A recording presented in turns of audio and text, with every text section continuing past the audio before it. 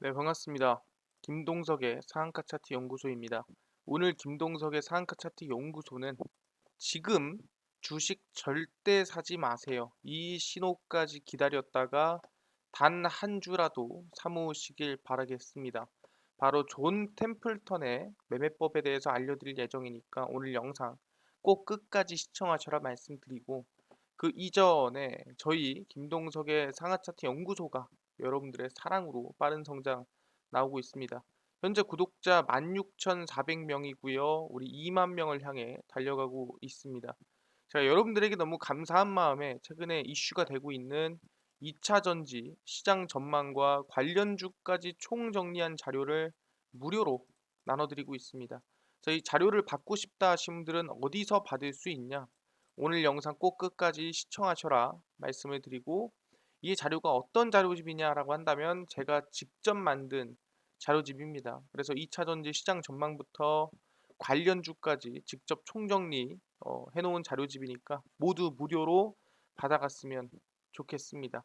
저희 자료집뿐만이 아니라 여러분들에게 도움이 될 수 있는 내용들 항상 유튜브에 올려드리고 있으니까 이 영상들도 모두 시청하시고, 우리 유튜브 구독, 영상 좋아요, 그 다음에 저희 댓글까지 남겨주시면 너무나도 감사하겠다 말씀을 드리겠습니다.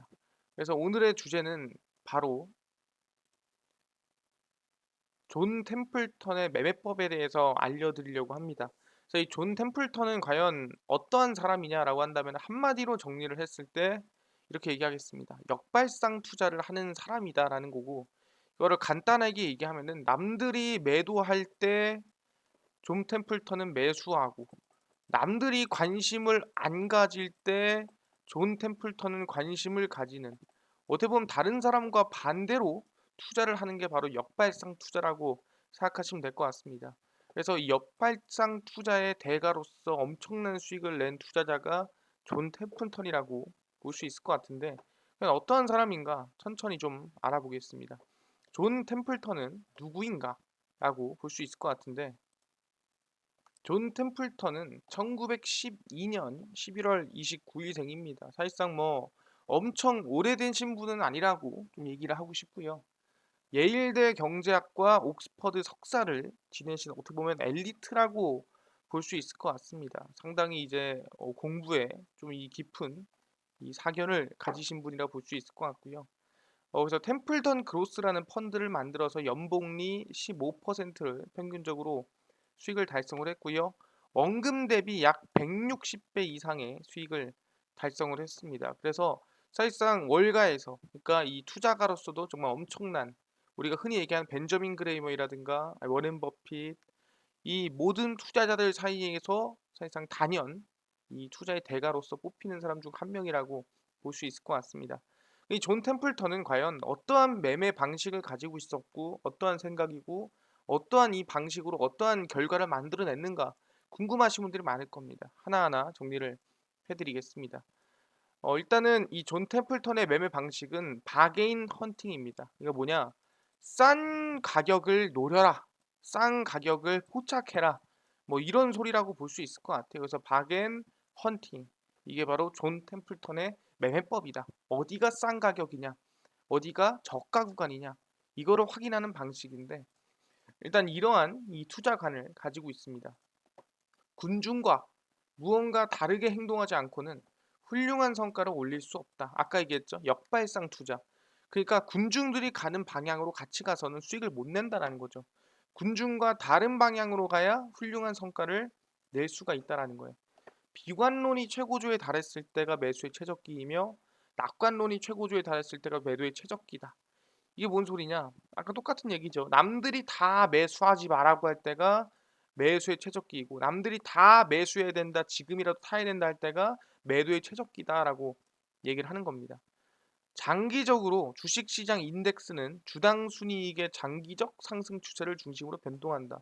사실상 EPS를 중심으로 하는 거는 어떻게 보면 벤저민 그레이엄과 상당히 좀 흡사하다라고 볼 수 있을 것 같은데, 결국에는 이 이익이 성장을 하면은 결국에는 인덱스 말 그대로 전체적인 증시도 따라간다라는 거죠.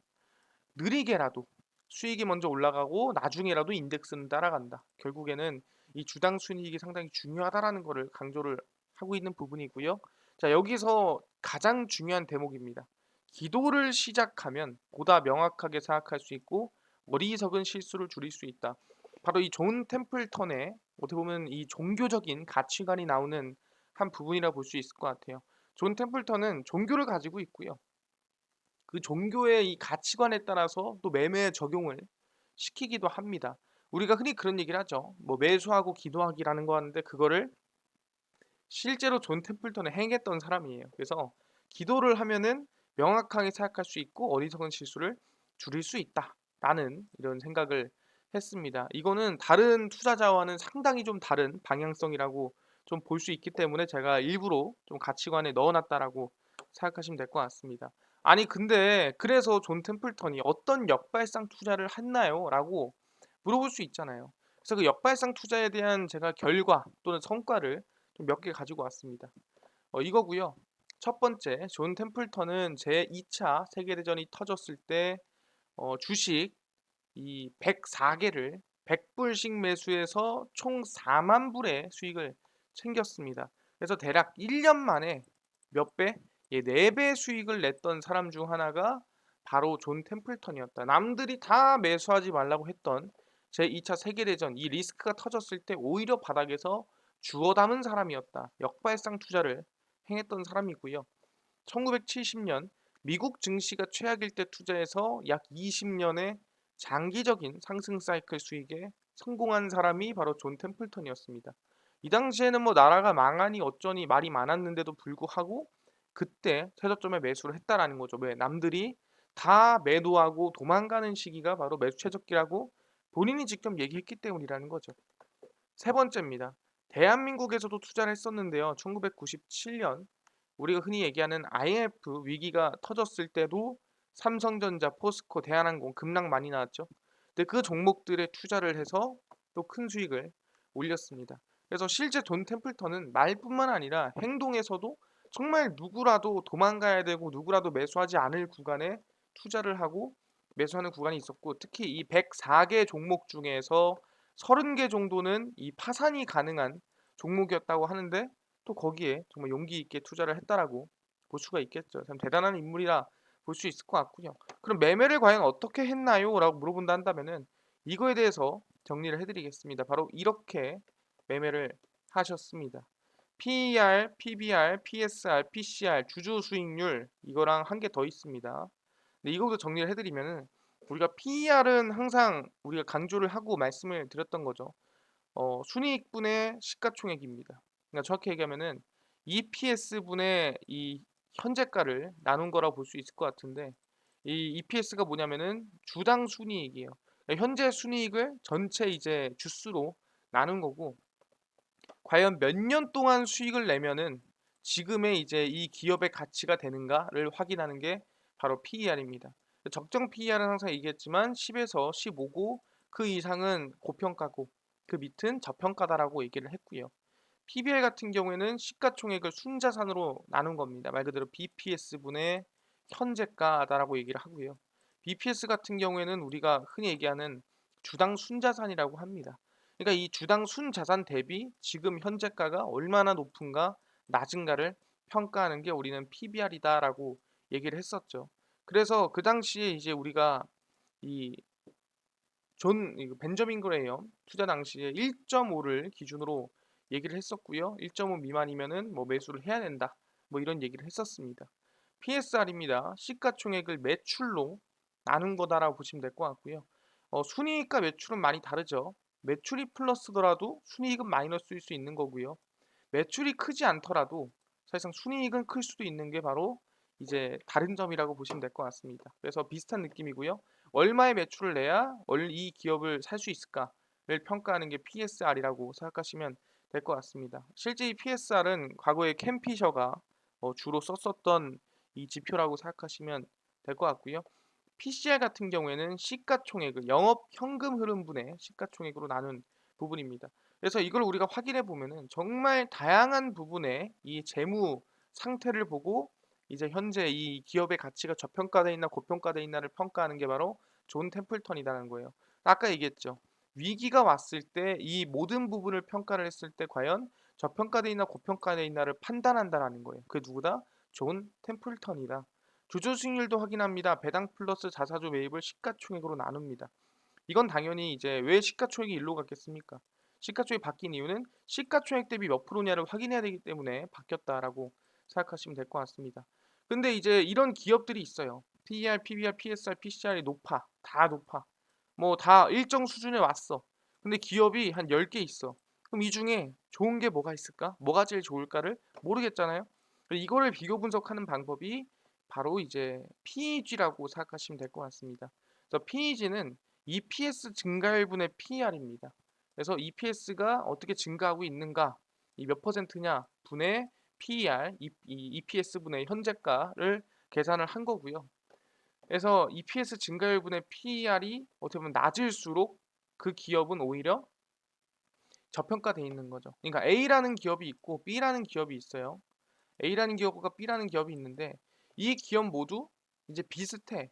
비슷한데 뭘 찍어야 될지 모르겠어. 그러면 우리는 이제 PEG를 계산을 해서 얘가 높은가 얘가 높은가를 확인해요. 그래서 만약에 B가 높다 그럼 B를 사는 거고 A가 높다 그럼 A를 사는 겁니다. 그래서 비교 매수를 할 때는 PEG를 쓴다라고 생각하시면 됩니다. 그리고 이제 비교 매수라는 방식은 어떤 방식이냐? 바로 종목을 갈아탈 때입니다. 그래서 50% 이상 저렴한 주식을 발견할 때에만 갈아타라라고 얘기를 하는 거예요. 그러니까 이게 5고 이게 10이면 이게 5 싸잖아요. 내가 B를 원래 사고 있었어. 그럼 여기서 이렇게 갈아타는 거죠. 같은 수치, 비슷한 수치지만 좀 더 저렴하고 조금 더 저평가되어 있는 기업을 사는 게 정답이니까 비교 매수를 할 때 PEG로 계산을 해서 넘어간다라고 생각하시면 됩니다. 그래서 PER, PBR, PSR, BCR 평균 순위 상위 5개. 그러니까 평균 순위가 높은 애들을 위주로 해서 5종목을 뽑습니다. 그래서 그 종목에 투자를 해놓고요. 더 좋은 종목이 있을 것 같다, 갈아타야 된다 싶을 때는 PEG를 사용해서 매매를 한다라 생각하시면 될 것 같아요. 사실상 존 템플턴의 방식은 이걸 제외하더라도 뭐 EV 에비타라든가 다양한 방식의 매매법이 있습니다. 근데 제가 이렇게 설명드린 이유는 뭐냐 한다면은 가장 핵심적인 내용들 바로 존 템플턴이 매수를 했었던 방식은 뭐냐 한다면은 시장이 급락하고 사람들이 위기를 느낄 때 오히려 그럴 때 저평가된 종목들 사실상 이 재무상 이 기업의 가치는 더 높아야 되는데 낮은 종목들을 찾아서 매수했다라는 거죠. 그래서 아까 얘기한 대로 역발상 투자를 했던 사람 중 하나다. 사람들이 관심 없던 곳에 투자하던 사람 중 하나가 바로 존 템플턴이다 생각하시면 될 것 같습니다. 그래서 저도 개인적으로 지금 시장으로 얘기를 할 때는 뭐 모든 사람들이 2차 전지를 외치고 모든 사람들이 똑같은 업종을 외칠 때 좀 저평가돼 있는 또는 사람들이 보지 않는 쪽에 관심을 두고 매매를 하는 게 중요하다라고 얘기를 하는 거고, 그게 쉽지 않겠지만 사실상 이런 지표들을 이용해서 우리가 이제 저평가돼 있는지 안 돼 있는지 확인할 수가 있다라는 거죠. 그래서 이 존 필턴이 이제 책들이 있습니다. 실제로 존 템플턴의 뭐 열정 아니면은 이 템플턴 플랜 같은 이제 존 템플턴의 책이 있기 때문에 혹시나 더 중요하고 핵심적인 내용들을 알고 싶다 하신 분들은 책을 통해 보시면 좋겠다 말씀을 드리겠고요. 그뿐만 아니라 나는 아까 전에 김동석 대표가 얘기한 2차 전지 시장 전망과 관련주까지 총정리한 자료집을 100% 무료로 나눠주신다고 하셨는데 어디서 받을 수 있나요? 물어보신 분들이 있고요. 당일 급등이 예상되는 단타 종목을 매일 무료로 좀 나눠주시고 장 시작 전에 급등이 예상되는 뉴스라든가 시황을 무료로 좀 정리를 해주시고 테마주라든가 매매법이라든가 강의를 좀 무료로 좀 해주세요 하시는 분들이 있어서 김동석 대표가 100% 무료로 나눠드리고 있습니다. 어디서 무료로 나눠드리고 있냐? 바로 김동석의 리얼 주식 연구소라는 100% 무료 어플입니다. 이 어플은 내가 아이폰을 쓰고 있습니다 하면은 앱스토어에서 무료로 다운로드가 가능하고요. 나 갤럭시를 쓰고 있습니다 라고 한다면 구글 플레이라든가 플레이 스토어에서 무료로 설치가 가능합니다. 앱스토어, 구글 플레이, 플레이 스토어에 접속을 하신 다음에 뭐라 검색을 하시냐? 김동석의 리얼 주식 연구소라고 100% 무료로 들어가서 검색을 하시면 이렇게 나오게 되고요. 100% 무료로 설치가 가능합니다. 아니 여기 들어가면은 개인정보라든가 아니면은 전화번호라든가 필요한 거 아닌가요? 라고 물어볼 수도 있어요. 다 필요 없습니다. 개인정보, 전화번호 아무것도 적지 않으셔도 보실 수 있으니까 그런 개인정보나 전화번호 적을 생각 아예 하실 필요 없고요. 100% 무료로 다운로드 어플 받으셔서 들어오시면 좋을 것 같습니다. 그래서 어플에 이렇게 들어오시게 되면은 김동석의 리얼 주식 연구소 어플이 이렇게 화면에 뜨게 됩니다. 당일 리얼 추천주가 당일 급등이 예상되는 종목을 무료로 알려드리고요. 극비 분석은 장 시작 전 시황을 무료로 정리를 해드립니다. 극비 자료는 테마주라든가 매매법에 대해서 무료로 좀 나눠드리고 있고요. 아까 전에 2차 전지 시장 전망과 관련주 총정리 자료는 어디서 받을 수 있나요? 리얼 추천주 누르시고요. 들어가시면 100% 무료입니다. 5만 명 달성 자료 공개 이 메뉴 누르고 들어가시면 무료로 다운로드 가능하니까요. 꼭꼭꼭 다운로드 받아가셔라. 자료집 말씀드리고 그뿐만 아니라 매일매일 보시면은 9월 16일, 15일, 14일, 13일, 8일 추천주 매일매일 올려드리고 있죠. 당연히 9월 19일 추천주도 올려드릴 거니까 어떤 종목인지 들어와서 무료로 확인하시면 좋을 것 같고요. 극비 분석은 장 시작 전 시황입니다. 장 시작 전에 해외 증시라든가 국내 이슈라든가 무료로 정리를 해드리고 있습니다. 그렇기 때문에 해외 증시만 봐도 이 뉴스만 봐도 다른 이슈 볼 필요가 없다 말씀을 드리고요. 극비 자료는 테마주라든가 매매법을 최근에 이슈가 있었던 것들 위주로 정리를 해드립니다. 애플페이 이슈가 있었다. 왜 이슈가 있었으며 어떤 관련주가 있었는지 정리를 다 해드리죠. 이제 이것만 봐도 최근 이슈들 관련주들 다 무료로 알 수 있다라는 거 알아가시면 좋을 것 같고요. 김동석의 리얼 주식 연구소 100% 무료 어플이니까요. 개인정보 다 필요 없습니다. 그냥 무료로 들어와서 종목 시황 테마주 강의 자료집 다 받아갔으면 좋겠다 말씀드리고요. 이뿐만 아니라 우리 김동석의 상한가 차트 연구소 유튜브 여러분들의 사랑을 얻고 가고 있습니다. 우리 구독자 2만 명 향해 달려가고 있으니까요. 유튜브 구독, 영상 좋아요, 그 다음에 저희 댓글까지 남겨주시면 너무나도 감사하겠다 말씀드리면서 오늘 영상 여기서 마치고 다음번에 더 좋은 영상으로 찾아뵙도록 하겠습니다. 감사합니다.